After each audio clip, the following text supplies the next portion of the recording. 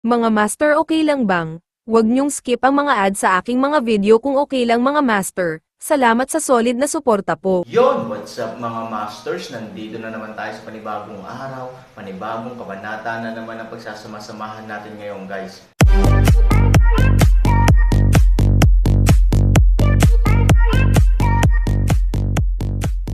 Bali mga masters, kung bago ka pa lang po sa aking YouTube channel, please click the subscribe button, lalong-lalo na po yung notification bell guys, para maging connected pa rin tayo sa isa't isa at maging updated kayo sa mga susunod ko pang video. Bali mga masters, bago natin umpisahan ng kwento ay mag-shoutout po muna tayo para sa mga solid nating tagapakinig. Shout out kay Jeps66. Shout out kay Teo Pisto. Yun na nga mga masters, no? Bali hindi na ito patagalin. In 3, 2, 1, let's go!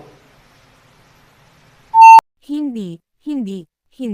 Ang mga pagsabog ng echo ay biglang nagmula sa isang malayong lugar, ngunit tila pagkatapos na tumawid sa gitnang punto ng Aaron, mabilis itong kumalat. Oo. Inilagay ni Aaron ang halos lahat ng totoong enerhiya sa kanyang mga tainga at nakinig ng mabuti sa pagkalat ng mga dayandang na ito. Paano nangyari ito? Mabangis na itinaas ni Aaron ang kanyang mga mata at sumimangot. Kakaiba yon. Mayroong isang echo, na sapat na upang patunayan na ang tunog ay dapat makipagugnay sa isang bagay, kaya't si Han Sanchen ay mabilis na nakinig ng mabuti pagkatapos marinig ang echo sa unang pagkakataon, upang hatulan kung saan may mga hadlang sa pamamagitan ng tunog at makahanap ng katumbas direksyon. Ngunit sa kabalintunaan, ang mga dayandang na ito ay bumalik sa kanilang mga sarili at pagkatapos ay pinakawalan, ngunit bigla. Itong palayo ng palayo, wala silang nataman na tinatawag na mga hadlang. Napakalayo nila kaya hindi nila marinig ang irigasyon na tainga ng Yihan 3,000. Ano ang prinsipyo? Sa unang pagkakataon na lumabas ako at tumama sa pader, ngunit sa pangalawang pagkakataon ay dumiretso ako nang walang anumang mga hadlang na. Hindi maintindihan ng Aaron. Ang buong tao ay ganap na nalilito. Ngunit ngayon, ang higit na ikinagalit ng Aaron ay kung ano ang gagawin. Saan siya dapat pumunta? Nang hindi nalalaman kung gaano kalaki ang lugar na ito, ang padalos-dalos na pagpunta ay haantong lamang sa mas malubhang kahihinatnan. Sa oras na iyon, natatakot akong tuluyang mawala ang direksyon ko sa madilim na mundo at ubusin ang lakas ko bago ko makita ang Diyos ng araw. Ito ay sa kanyang lola, ano ang dapat kong gawin? Sumimangot si Aaron, at mabilis na umiikot ang kanyang utak, nag-iisip tungkol sa mga hakbang. Sa pagitan ng kanyang pag-iisip, may bigla siyang naalala. Nang gumalaw ang kanyang backhand, isang enerhiya ang direktang tumapik sa kanyang ulo. Shit! Sa pagtingin sa enerhiya mula sa shot na ito, hindi napigilan ni Aaron na mapag-alitan ng malakas. Gumamit siya ng kaunting lakas para itulak ito palabas, ngunit maaari rin siyang sumumpa na gumamit lang siya ng kaunting lakas.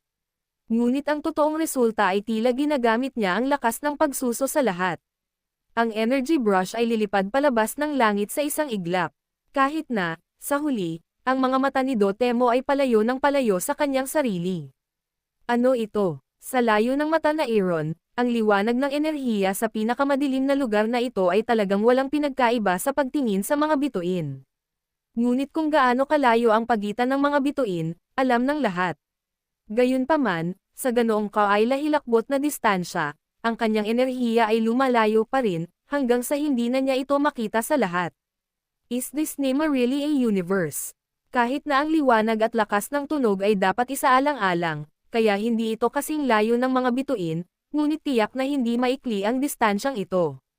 Bukod dito, ang pinakamahalaga, ang kasalukuyang sitwasyon ay naaayon sa haka-haka ni Han Sanchen. Ito ay halos tulad ng kanyang naisip kahit na siya ay nahulog mula sa itaas, walang anumang bagay sa itaas ng kanyang ulo. Nangangahulugan ito na ang Aaron ay dapat naganap na pumasok sa isang kakaibang espasyo sa sandali ng pagbagsak. Bukod dito, ang kanyang posisyon ay dapat na nasa gitna. Mukhang ito talaga ang inaasahan ko. Kung maglakad ka ng padalos-dalos, mawawala ka lang sa walang katapusang kadiliman na ito at mapapagod hanggang mamatay. Sa pag-iisip tungkol dito, naisip ito ni Aaron. Gamit ang kapangyarihan ng nagbabagang katahimikan sa kanyang kamay, direkta niyang itinaas ang 8 malalaking bowl ang apoy. Matapos ang bawat bola ng apoy ay may diameter na hindi bababa sa 5 metro, isa-isa niyang tinamaan ang mga ito sa 8 direksyon, upang malinaw na makita ang operasyon ng bawat bolang apoy, direktang hinugot ng Aaron ang 8 ginintoang katawan, at ang bawat bolang apoy ay tumutugma sa isang hiwalay na katawan, siya ay hindi kailanman handang magbigay ng anumang mga detalye, hanggat ang anumang bolang apoy ay bahagyang naiiba sa iba, ito ay dapat na isang mahalagang butas na dapat nilang masira, sa oras na ito, ang 8 bolang apoy ay mabilis ding dumaan sa dilim at napunta hanggang sa malayo, gayunpaman, kung ano ang inaasahan at hindi inaasahan ng Aaron ay nangyari halos pareho ang enerhiya tulad ng dati, maliban na ang bolang apoy ay nanatili ng mas matagal para sa isang mas malaking dahilan, walang ibang pagkakaiba sa pagitan ng 8 bola ng apoy, ito, sumimangot si Aaron, shit, paano ka maglaro, nang si Aaron ay nadepress sa sukdulan, biglang, parang may naisip siyang, mga master okay lang bang? Huwag niyong skip ang mga ads sa aking mga video kung okay lang mga master. Salamat sa solid na suporta po. Hindi. Bagamat sinabi ito ni Han Sanchen, ang kanyang katawan ay napakatapat at nakaupo sa pwesto. Pagkatapos, mabilis niyang inalis ang kanyang mga pagdududa, inilagay ang kanyang mga kamay sa harap ng kanyang mga tuhod at kinurot ang daliri ng Dharma. Nagsimula ring lumitaw sa kanyang paligid ang jade light ng kanyang buong katawan na may makulay na liwanag. Kalahating oras lang ang lumipas sa isang kisap mata.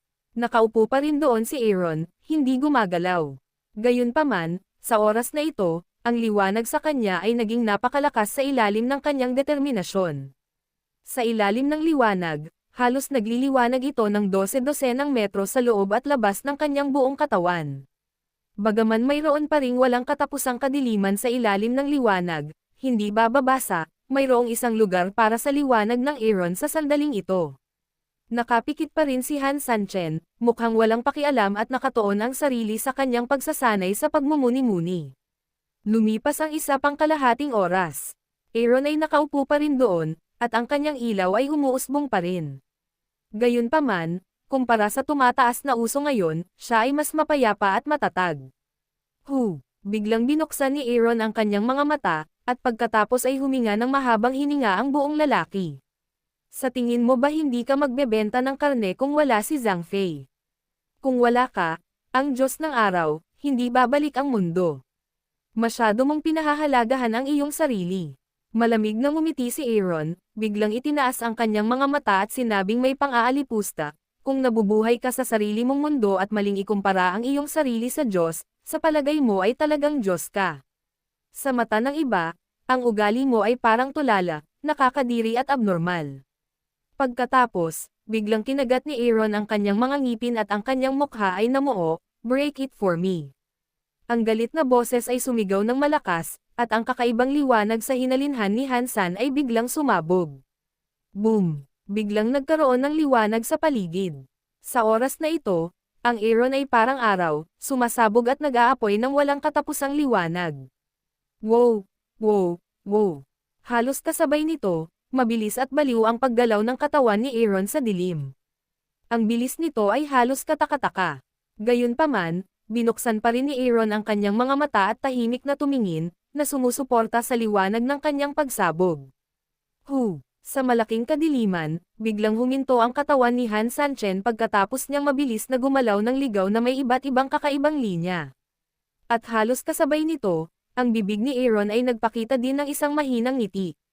Oo, hindi ginalaw ni Aaron ang kanyang katawan mula simula hanggang wakas. Ang ginawa lang niya ay gamitin ang sarili para mag-condense ng isang buong oras at talagang pasabog ang sarili niyang liwanag. Isang bagay, kapangyarihan, ang gumagalaw sa kanya. Bukod dito, kung tama ang hula ni Aaron, ang lugar kung saan siya dinala ng misteryosong puwersang ito ay ang lugar kung saan nasira ang array, iyon ay, ang lugar ng Yang Ai.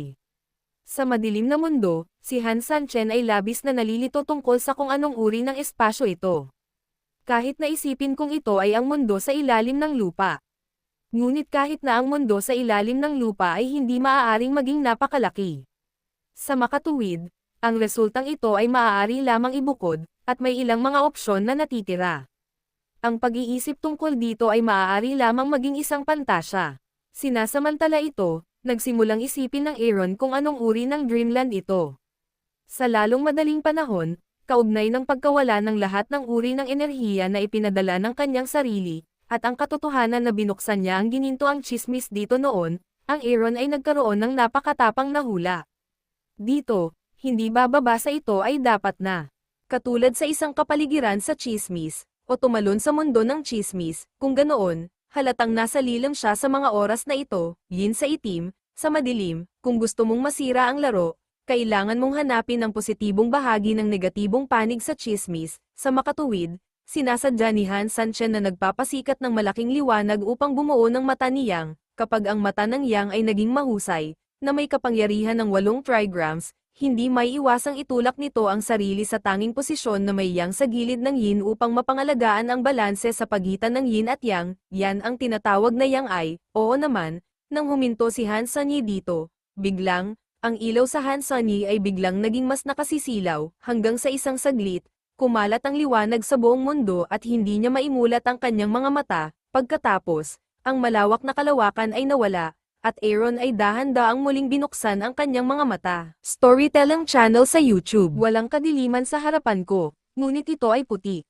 Nasa paligid nito ang gintong liwanag ng seda. Minsan makikita na ito ay umiikot na parang umaagos na tubig at sumusunod sa agos ng liwanag. Ito ay maganda sa isang sandali, tulad ng pagpasok sa fairyland. Ngumiti si Aaron at kumurap-kurap. Gaya ng dating madilim na lugar, malawak din ito at halos walang hangganan. Alam ni Han Sanchen na sa pamamagitan ng mata ni Yang, naabot niya ang bahagi ng Yang ng 8 trigram. Anumang pag-atake ay na-assimilated ayon sa likas na katangian ng Yin at Yang, at pagkatapos ay pinalabas sa kabaligtaran na lugar. Parehong nakakasakit at nagtatanggol. Habang nilulutas ang offensiba at defensiba ng kaaway, palagi tayong makakaasa dito upang madagdagan ang ating sarili at panatilihin ang ating sarili sa balanse. Ang kayabangan ay may kakayahang maging mayabang. Sabi ni Aaron na may pilyong ngiti. Kapag dumating ang apoy, ito ay lalamunan ng mata ni Yang at pagkatapos ay matutunaw sa mukha ng Yang ng 8 trigram. Sa ilalim ng magkaparehong pagsasaayos ng Yin at Yang, pagkatapos na madagdagan ang Yin at Yang na kapangyarihan na kinakailangan ng 8 trigrams, ang labis na kapangyarihan ay pinalabas sa pamamagitan ng mata ng Yin upang lumaban. Kung ito ay hidraliko, at iba pa, ang kabaligtaran ay totoo.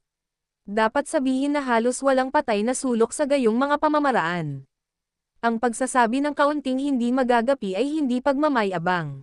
Mayroon akong masamang chi. Kapag hinahamak ko ang ibang puwersa at nagsanay sa masamang chi ng mag-isa, at pagkatapos ay pinasabog ang madilim na puwersa, mahahanap ko rin ang hinay ng araw. Sandali lang masira itong array. Bakit mo tinatago? Ngumiti ng mahina si Aaron. Bagamat tila walang laman si Joe sa oras na ito, patuloy pa rin siyang nakikipag-usap sa kanyang sarili na parang tanga, ngunit walang pakialam ang Aaron. Sa yugtong ito ng usapin, naniniwala siyang maririnig ang kanyang sinabi. Hindi bababa sa isang tao ang tiyak na makakarinig nito. Bagamat walang sino man ang nangahas na maging napakayabang sa harap ng amo, ang iyong anak ay may mapagmataas na kapital. Oo nga, halos matapos ang ilang sandali, may mahinang boses sa paligid. Parang may naglagay ng bakal na kaldero sa lalamunan niya nang magsalita siya. Umikot ang boses at lumabas. Madaling sabihin, medyo matalino. Ngumiti si Aaron. Hindi ka talaga mahinhin. Relatively speaking, mahinhin ako. Umiling si Aaron, ngunit ang bagay na ito ay kamag-anak. Sa pangkalahatan, medyo low-key ako sa harap ng iba, ngunit sa harap mo, mababago ang low-key sa high-key, at walang upper limit. Oh, nagtataka ang boses. Ngumiti si Aaron, napakasimple nito, maaari mong isipin ang iyong sarili bilang ang Diyos ng araw. Parang hindi naman ako high-profile na tao kung pumutok ako ng kahit ano. In the contrary, don't play God. Kahit sa tingin ko hindi ako qualified na kausapin ka. Nang marinig ang mga salita ni Aaron, ang boses ay halatang tahimik saglit. Hindi niya sinaktan ang mga tao sa mukha at hindi nasaktan ang kanyang puso, ngunit ang mga salita ni Aaron ay matatag, tumpak at malupit. Tama ka. Sa buong panahon, itinuring niya ang kanyang sarili bilang ang Diyos ng araw, na inihambing ang langit sa itaas at ang araw sa ibaba. Bukod dito, ang pagnanais na ito ay mas malakas kaysa sa iba. Dahil lamang sa siya ay isang maling kaluluwa at sumisipsip ng lahat ng mga hinaing, siya ay higit na sabik na makilala ng kabaligtaran kaysa sa isang normal na tao. Napakapangahas mo. Galit na ininom niya. Hindi naramdaman ni Han Sanchen ang kahit kay Titing na takot sa kanyang galit. Nakaramdam pa siya ng pag-aatubili na sumuko. Patuloy niyang panunuya, hindi ba totoo ang sinabi ko? Ang mga taong gumugugol ng halos lahat ng kanilang mga taon sa lilim ay hindi nakakakita ng araw. Naturally, ang kanilang sikolohiya ay mababaluktot sa paglipas ng mga taon. Hay, sa totoo lang, hindi ako tama na mag-isip tungkol dito.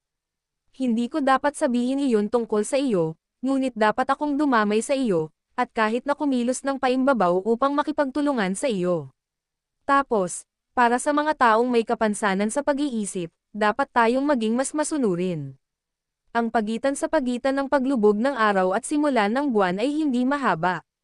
Tulad ng sinabi ng halimaw na tubig at halimaw sa lupa, hindi na ito mahaba upang harapin ito.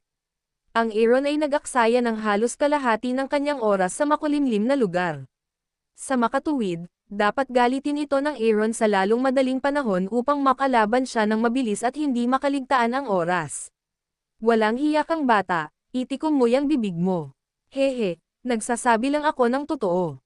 Total, hindi ka pa rin ba nagtatago sa dilim, takot magpakita, at maglakas loob na makipagkulitan sa akin dito? Bastard, you mean natatakot ako sa'yo. Hindi sumagot si Aaron, ngunit malamig na tumawa, puno ng pang-aalipusta. Bastos ka. Isang sumpa, biglang, ang buong espasyo ay nagsimulang masiraan ng loob. Yun na nga mga masters, no? Bali panibagong kabanata na naman yung natapos natin ngayong gabi. Muli, maraming salamat po talaga sa walang sawang suporta po sa aking YouTube channel na talagang inaabangan nyo po ang bawat upload ko po. Bali mga masters, magkita-kita ulit po tayo bukas ng gabi at ngayon po ay magpapaalam po muna tayo. Bali mga masters, bye-bye!